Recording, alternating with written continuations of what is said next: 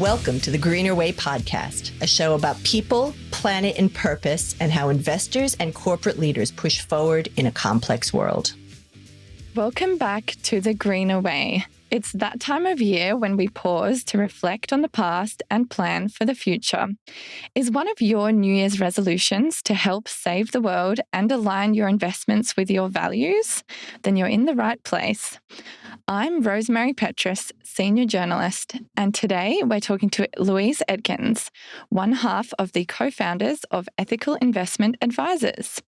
Louise is here to share her insights garnered from 3 decades helping clients make ethical investment decisions. So, if you've ever wondered how to merge your financial goals with your aspirations to create a better world, stay tuned. We've got an ethical investment expert here to guide you through it all. Welcome to the podcast, Louise. Thank you, Rosemary. Louise, tell us about yourself and your role at Ethical Investment Advisors. Well, I'm a director and senior financial planner at Ethical Investment Advisors. We're advisors that specialise in ethical investment and have 13 advisors across Australia. Our clients are investors that want performance, but they also want to reflect their ethical values. So they're concerned about the environment and society and want to be part of the solution rather than the problem. Great. So, what's the typical profile of clients who seek your expertise? What kind of questions do they ask? What is their risk appetite like? And how do they weigh generating financial returns versus creating positive impact? Our typical clients are really someone who has accumulated wealth and wants to protect it. So in terms of performance and climate risk. So they don't want to just be avoiding environmental and social risks. They also want to be part of positive planet solutions. They tend to be people of all ages, mainly informed people who are generally highly educated, and tend to be people who are engaged in social and environmental issues and see the risks in current investment and opportunities in ethical investment. Walk us through the process of evaluating whether a company or a particular investment product aligns with ethical criteria. Well, we ask the client about their ethical values, what they want to be investing in and what they want to be avoiding, because we really tailor their investments to their own ethical values. There's no right or wrong in what is ethical. It's really a subjective issue, and there are degrees of grey as well. For example, a client might not want to invest in animal testing for cosmetics, but they could be okay with medical companies using best practice accredited animal testing for medical research. We use software and a range of sources to evaluate the ethics of the investment products and companies. We engage with investment products and companies about their activities and any concerns we might have on ethical issues. The main key is transparency, letting the client know exactly what they're investing in and how ethical the companies are with latest updates on social and environmental practices so that they can make decisions on what's the best investments for them. It's about informing and empowering the investor so that they can reflect their own ethical values in their investments. So you really tailor each portfolio with the specific client. Do you follow traditional ESG criteria? Well, traditional ESG criteria has a place. It's about reducing the risks and by assessing the climate and social and governance risks of companies. But a lot of our clients are really about being part of the solution and wanting to not just avoid the risks, but actually want to be investing for the opportunities, because there are quite a lot of opportunities investing for future technologies and areas to address planet issues. So there's a lot of impact investing in there? A lot of impact investing, a lot of investing in areas that, are about energy efficiency technology, healthcare technology, and a lot of really interesting things, particularly in the global space where there is some really great forward thinking and infrastructure in the environmental and social space. When you're kind of evaluating these companies, how do you balance the competing elements of ESG at play? For example, EVs, renewable energy, and other clean tech rely on lithium and cobalt, minerals which have been flagged as potentially environmentally destructive and linked to slave labour, child labour, and displacement of Indigenous communities. So, how can ethical investors reconcile these complex challenges? I think it's really about digging deeper. We do a lot of investigation on the investment opportunities in that space, and lithium and cobalt can be sourced from responsible companies that employ environmental and social practices that are not exploitative. For example, cobalt from the Congo is a concern, but cobalt from the Pilbara in particular mining companies with best practice is an option. So Right. it's about finding the best sources of those minerals and engaging with those companies as well to ensure that they have got good practices. It's also Okay. about looking at the whole supply chain and choosing the best that you can choose.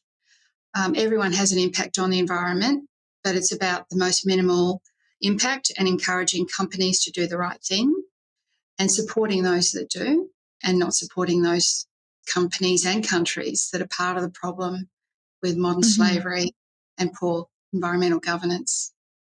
Are there particular countries that ethical investors shouldn't be investing in? There are. I think mainly when you're looking at minerals particularly, ideally it's good to look at Australian-based mineral companies because there are certain standards in place. I suppose that's where a specialist like ourselves comes into play because we do have the research that we access about the controversies of certain companies and what they're up to. And so we can ensure that people invest in line with their values that way. What I'm hearing is that governance plays a really strong role in that decision-making process. Yes, it does. Yeah, it's about being accountable and transparent. And so that's the main issues, I think, for most investors. I think investors should ask questions of their advisor, their investment fund, their superannuation fund. It is your money and you're entitled to accountability on where it's invested and what it's doing. I also think the more questions that the consumer or the investor asks, the more these issues will be addressed and concerns raised will be taken more seriously. So, how have exclusion lists changed over time in response to shifting societal values and needs? For example, I'm thinking about the recent change in public sentiment towards nuclear power. Just 12 years ago, nearly two-thirds of Aussies opposed nuclear power to help cut greenhouse gas emissions. But today, over half the population support the idea. So, how do you expect ethical investors to respond in their approach to exclusion lists and other investment decisions? Well, as I said previously, it is about people's own personal values and reflecting those. I have found, though, in our client base that people really are still against nuclear, mainly because of the spent plutonium, radioactivity that hasn't really been addressed. That's 24,000 years of storage to ensure that it's safe. I think on the exclusion side, not a lot has changed, I don't feel. I think there's still a stronger focus now on climate change and trying to exclude companies in the fossil fuel industry. But I also think there's more focus now on impact and positive planet solutions. So things like protecting biodiversity is a very new theme that is particularly a strong one recently. Nuclear has its place as well. It has benefits in cold climate, high population countries. But in Australia, it really is uncompetitive compared to wind and solar in a low population country that doesn't have snow and doesn't really need to have something like nuclear. So there are certainly a lot of solutions to climate change, but I feel that we need to look at as many as possible, really. I was wondering on that exclusions note, I think some people argue against having a strict exclusion list because if you divest from a company, say a fossil fuel company, then you have less power over what their decisions moving forward will be. Like, you can't really have that stewardship and engagement approach with them if you're not invested in that company anymore, and their decisions in the future will be out of your hands. What's your stance on that? I think there are a number of ways that you can engage with companies. The small investor doesn't really have a lot of power in influence. They can't actually engage with a Rio Tinto or Woodside directly. It requires a big fund manager to do that, or a big super fund. So those are the people that really should be doing the engagement and really trying to influence those sort of companies about their oil assets or their fossil fuel assets, and being more transparent there. The small investor, I think, sees a lot of risk in investing in those things and being part of that and not wanting to be part of that. A lot of my clients won't invest in that, but then they can be active shareholders in particular companies that through shareholder resolutions. So that's where they see they've got more power in this shareholder resolutions brought up by activist groups, rather than just holding the company as part of their super fund. Describe the landscape of ethical investing in the current global economic and geopolitical climate. We have unfortunate events at the moment in Ukraine and the Middle East. Not only is it unfortunate, being in war, but it's also had an impact on the oil, coal and gas prices rising dramatically, which unfortunately has reduced the impetus on renewable energy. And so while those prices are high in those fossil fuel sectors, the renewable sector has become undervalued. So it is really a great opportunity. The world is electrifying and countries are transitioning, with governments and companies becoming increasingly accountable for their emissions and required to have emissions targets. Oil, coal and coal had massively underperformed in the market for the previous 20 years before the Ukraine war erupted.